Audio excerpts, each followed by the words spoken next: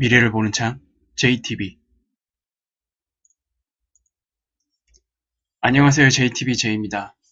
오늘은 그 유로존 악재에 대해서 말씀을 드리려고 합니다. 일단 바로 본론으로 들어갈게요. 우리나라 시간으로 그 어제 새벽이었죠. 어제 새벽에 미국 선물 시장이 막판에 이렇게 급락했어요. 상승분을 모두 반납해 버렸거든요. 이 시기에 이태리 국채 금리가 갑자기 급등을 했습니다. 그래서 이 여파로 우리나라 아시아 세션을 포함한 우리나라 장으로 이제 넘어오면서 우리나라 시장도 어제 개파락 시작해서 기존 저점을 갱신하는 추가 하락이 나왔죠.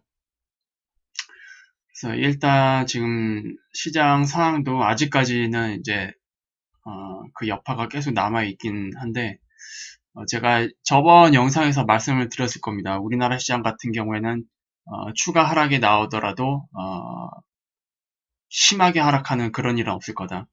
예, 그래서 결국 추가 하락이 나왔고, 뭐 기존 저점 대비해서 소폭 이제 저점을 갱신한 수준이긴 하지만 이제 얼추 거의 하락이 좀 마무리되어가는 모습을 보이고 있습니다.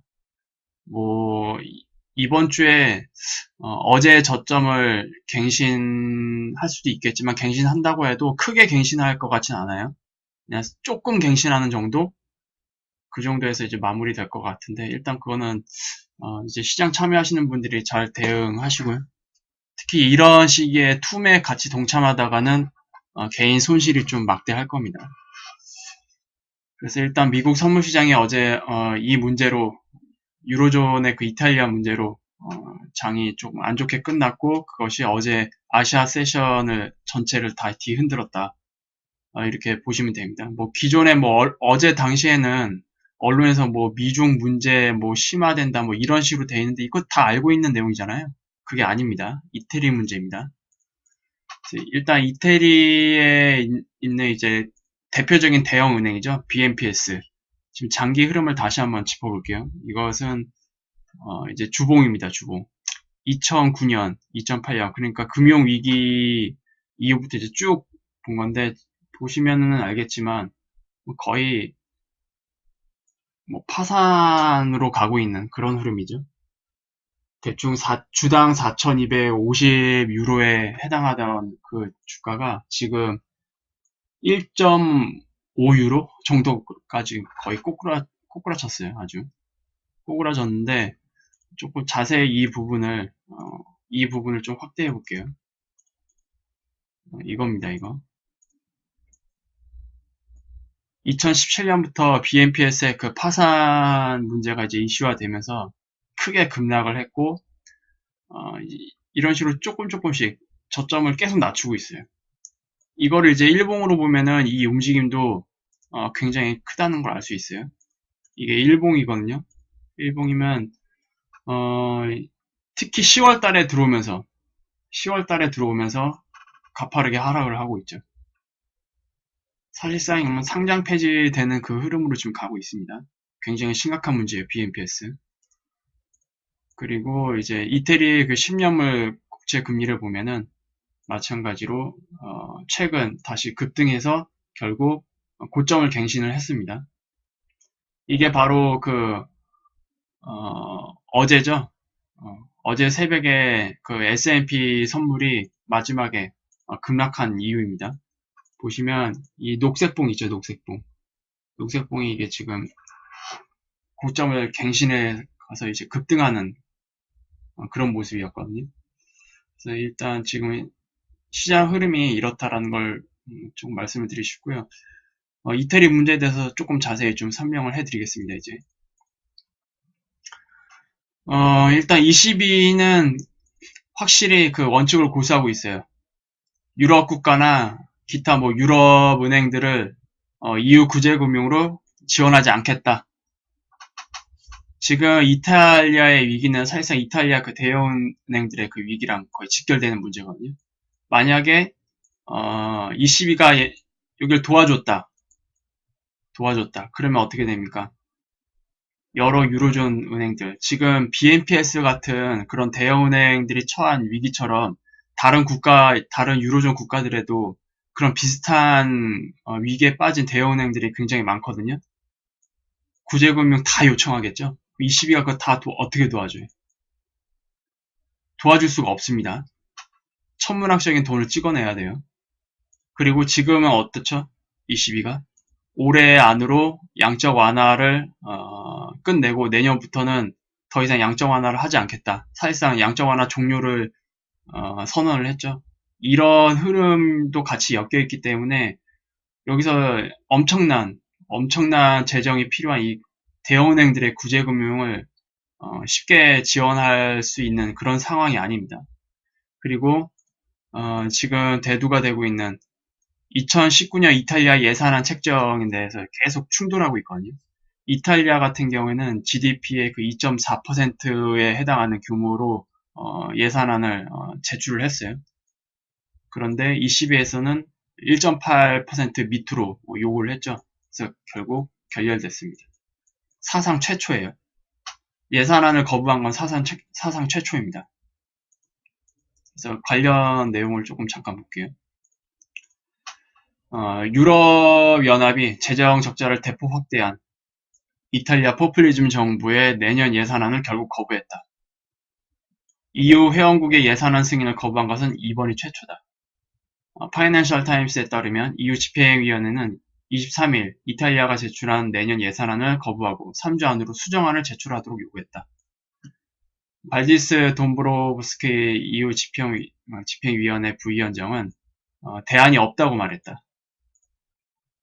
그래서 이미 예고된 수순이라는 평가다. 이유는 서유럽 최초의 포퓰리즘 정권인 이탈리아 정부가 가뜩이나 빚더미 상태에서 감세 등 공약 이행을 위해 지출을 대폭 늘리기로 하자.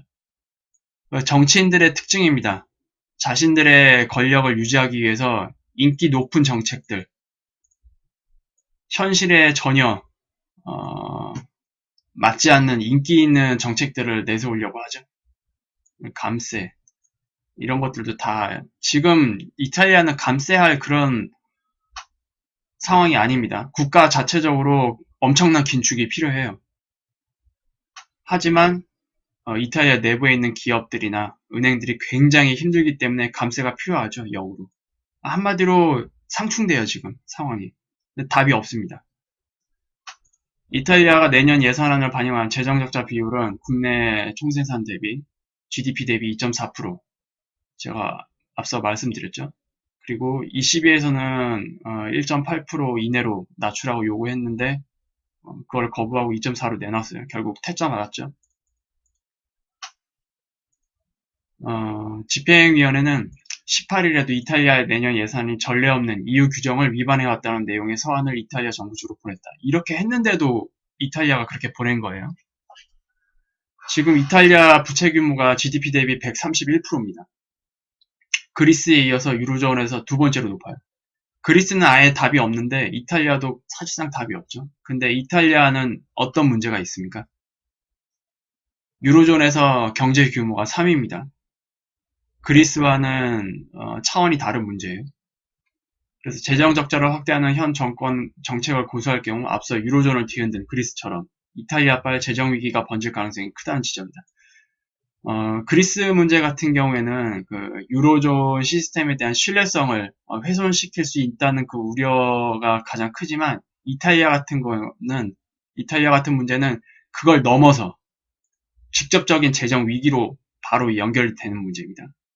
이거는 당연히 블랙스완급의 그 문제를 일으킬 수 있는 그런 요인으로 작용할 수가 있습니다. 일단 이탈리아는 이제 3주 내에 예산안을 제출해야 돼요. 이제 어떻게 할지 모르겠지만 EU 규정 내로 예산안을 제출하면 반대로 이탈리아 내부에서는 굉장히 힘들 겁니다. EU 거부는 아무것도 바꿔놓을 수 없다. 우리는 물러서지 않을 것이다. 그러니까 정치적으로도 굉장히 지금 충돌이 되고 있어요. 사실상 얘네들도 치킨 게임으로 가고 있는 것으로 저는 생각이 됩니다. 또 관련 뉴스를 하나 볼게요.